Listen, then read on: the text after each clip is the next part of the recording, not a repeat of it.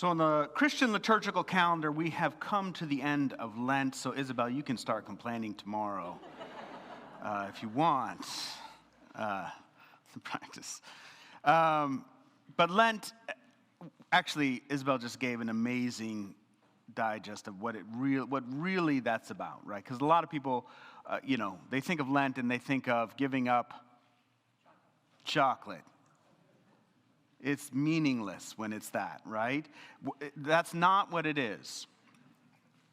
It is intended to be an embodied spiritual practice simulating that inner cleansing that Jesus did when he went into the desert for 40 days, right? It's a period of release, of surrender, of deep examination into our attachments. And while it's not that popular in UU circles, sometimes I wish it were, because ultimately Lent is not about giving up chocolate, but instead examining where we are experiencing grasping in our lives, ideas and things where we're clinging to because we think they give us comfort, but actually they cause us suffering.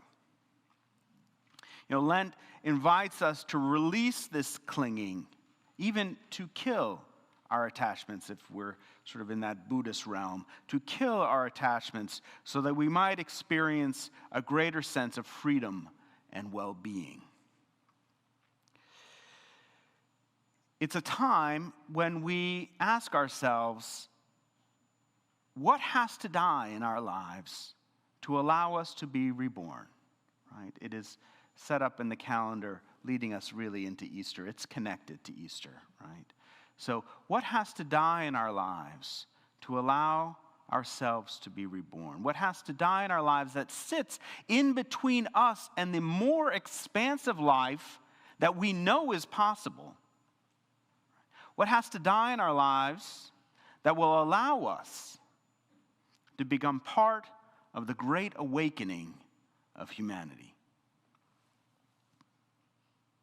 Revival, rebirth, resurrection, it's an aspect of story that's as old as storytelling itself. It's truly part of every great story. Every being that matures, every person that matures, grows, changes, understands the inevitability of surrender and its companion, rebirth. There is no other way, which doesn't mean we run right towards rebirth, because the surrender part is never easy, no matter how many times that we've been through it.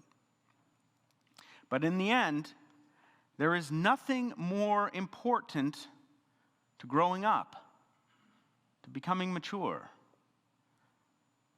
and hopefully, growing wise, than going through the process of surrender. In every story, however you write it, in every story, the hero must pass through the crucible of surrender if that hero wants to experience the benefits of growth. It's in fact, it's actually what makes them become a hero, right? It's important to grasp because you are the hero of your life. You are the hero of this life that has been gifted to you. Nobody else is the hero. You are the hero, right?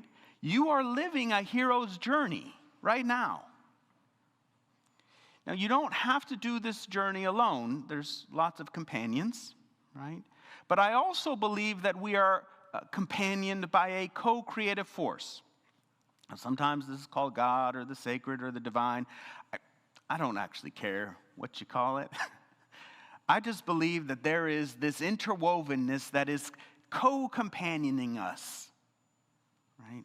Co-creating with us. And there is grace that is out there that is offered to us, but it's not some sort of transformation that's forced upon us, right? But nor do we bring it about by our own power, which is where you use default, right? We are so successful, we're going to bring about our own agency. But the truth is, if we really want to mature and grow, then somehow release is important to that. And I believe that this co-creative force offers us grace. It's a way that invites us into the creative process, right? It's not forced, but we must also be willing. The quality and depth of our willingness reveal themselves, not when things are easy, but when things are challenging. Not when things are easy, but when things are challenging. The quality and depth of our willingness reveal themselves in what I like to call character-defining moments. Now, we are encountered all through life by a stream of character-defining moments. They are moments where we either choose into the challenge that we're facing or we choose out of it. And the choosing out, the deciding to say no, is always marked by one characteristic: the reluctance or the unwillingness to change. And the opposite is also true. The choosing in is always marked by the willingness to be changed. To be changed. The character-defining moment is the opportunity to overcome not just the form of whatever particular challenge that we might be engaged in, but it's also the opportunity to deal with and wrestle with that limited understanding that we have of ourselves. Because there is a more expansive understanding that is out there. You know, the popularity of the movies like the Matrix and Star Wars is not due to great acting. It's not. Bad acting. It's not even due to the legitimately amazing special effects. These movies are popular. They were sort of zeitgeist movies because they, in such a perfect way, they became and they narrated our own lives, right? They appealed to this aspiration that we have for ourselves to see the truth, to become who we want to become. Not our material aspirations, that's the land of the limited ego. They and other stories like them appeal to our spiritual aspirations where we become something larger than what we think we are capable of. You know, the protagonists in these movies and books like them fail over and over and over again because they refuse to be the heroes of their own life. Neo in that first dojo scene, right? It was amazing. Plugged right into his head, right? How many of us have had that fantasy, right? He displays incredible skill, but he still can't win because he is living within the shell of his false self. He doesn't release fully. Luke Skywalker, when he's practicing with the lightsaber, with that shield on his head, right, on the Millennium Falcon, and he keeps getting shocked by that little droid over and over and over again, it's because he thinks he doesn't have what it takes to defend himself.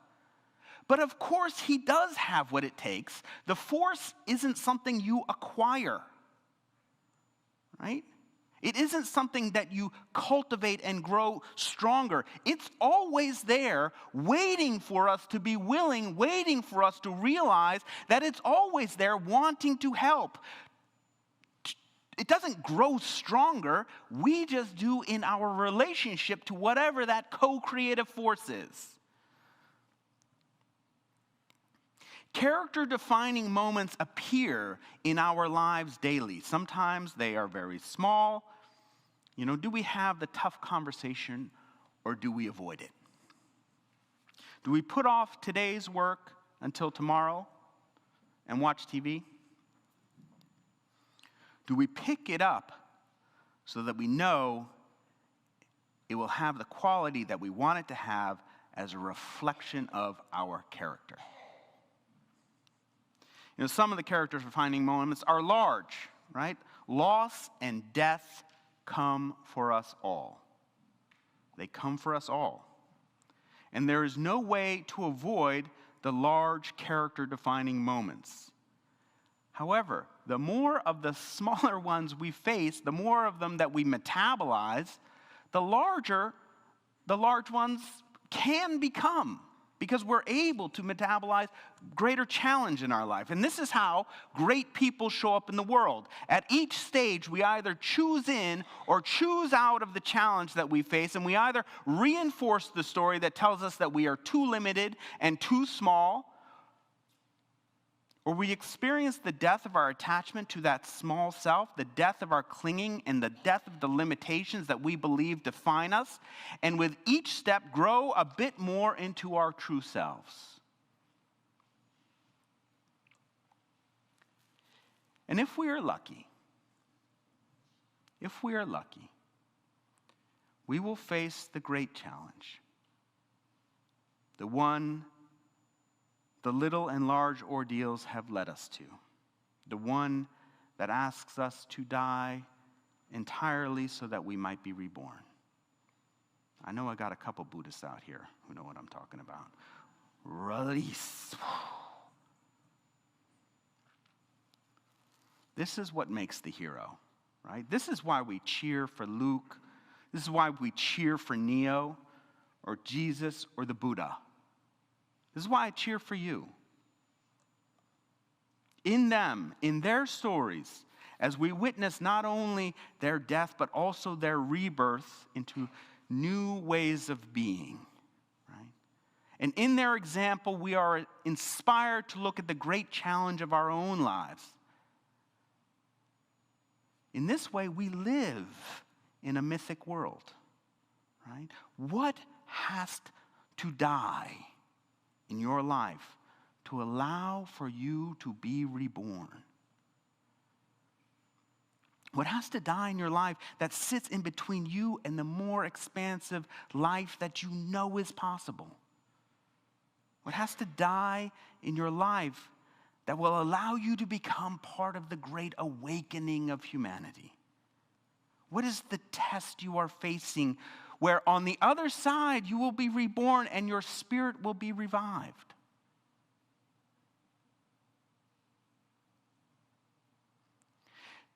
This is the process of becoming your true self. It calls for sacrifice, which is not easy, but this is the path of the hero. Howard Thurman famously wrote, "There is in every person an inward sea, and in that sea there is an island, and on that island there is an altar, and standing guard before that altar is the angel with the flaming sword. And nothing can get by that angel to be placed upon the altar unless it has the mark of your inner authority.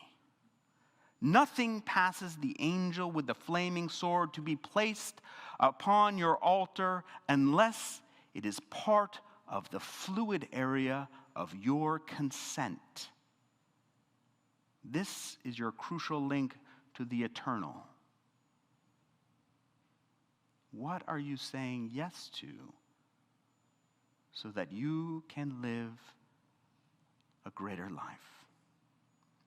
Altars are the sacred sites on which we place both our gifts and our sacrifices. But the intention behind the act is the same. This I give to you, this precious part of me I give to you just because there is something in us to overcome, something in us that no longer serves, that needs to be put down, does not mean that it is not precious. Every sacrifice is precious, and still, more than souvenirs in our lives, what we seek is the crucial link with the eternal. The angel with the flaming sword is not just the defender of the ego, it is the defender of our call to greatness. And nothing is offered up on our sacred altar, our inner altar, without a profound sense of authority that comes not from us, but from when we finally say yes to living our calling. And because these sermons are not just written for you as individuals, but for you as a congregation as a whole, I ask you this question on a community level as well. What has to die in order for this congregation to fully live its call? This world is shrouded in difficulty, alienation, and sorrow. And I believe the purpose of our gathering together is not to create just another community where like-minded people can come together. It is to build an altar that all of us can use, an altar on which we can offer our gifts and our sacrifices so that we might be transformed and then return to the world offering balm, offering comfort, offering inspiration, offering hope. I believe that you congregations, Unitarian Universalists, together and as individuals, are called to be transformative agents.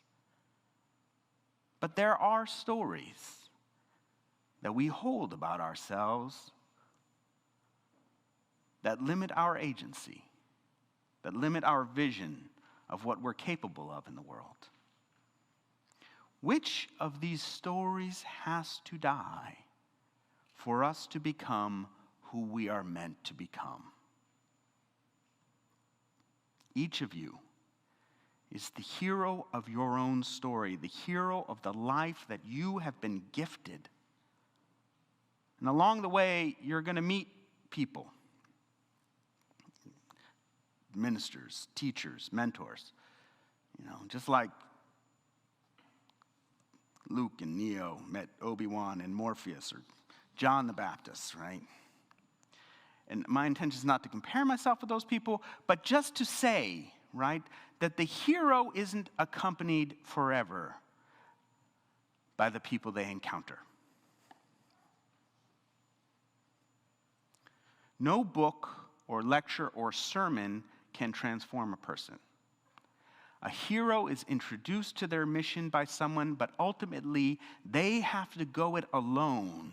They have to go into the shadow of their being and into the ordeal of their life if they want to reemerge as a transformed person. Too often we want other people to do the work for us. I know that I have. Too often it feels like we don't have what it takes to meet our great challenge, the character-defining moment that we're facing. And the world is full of people who've backed down from their great challenge because they thought they couldn't do it, or they thought they were alone, and they couldn't do it alone. Facing the challenge of becoming the hero of your life does not mean that you have to enter a cave like a monk. Honestly, I believe just the opposite. I believe in mutuality. I believe in the interwoven co-creative force, right? So often what we really need is to live more intentionally together, more carefully together, more full of care together in order to achieve our greatest self. There is a transformation that I believe is occurring in the world. And that transformation is going to require death and rebirth. Some of us could get quite pessimistic about it. I would like to offer that there is hope in there. We don't know what form it's going to take. But if we are willing to have agency and willingness, we can participate. We can co-create what is next. But it begins with you. It begins with you being the hero of your life, looking at the attachment that is keeping you from the more expansive life that you know is possible, and then going forward, putting it on the altar and letting it go.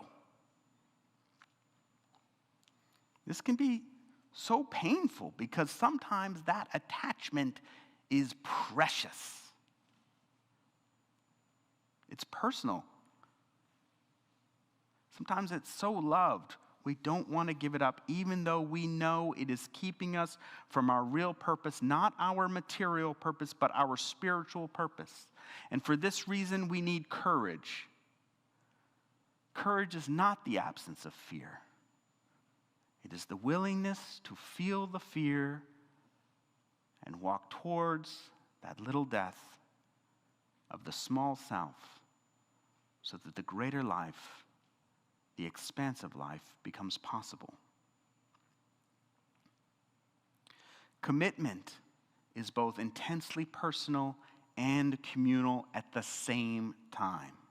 Change happens within us, but it is done for all of the beings that surround us. It is the vow of the Bodhisattva. It is the being born again so that we might carry out the Great Commission and the good news that we are all of the same source. There are no teams out here. There are no teams. We are all of the same source. All we have to do is realize this and die to the small self. No big deal. The one that tells us we're separate, that we're isolated, that they're the problem. It's no easy task. It's the hero's journey.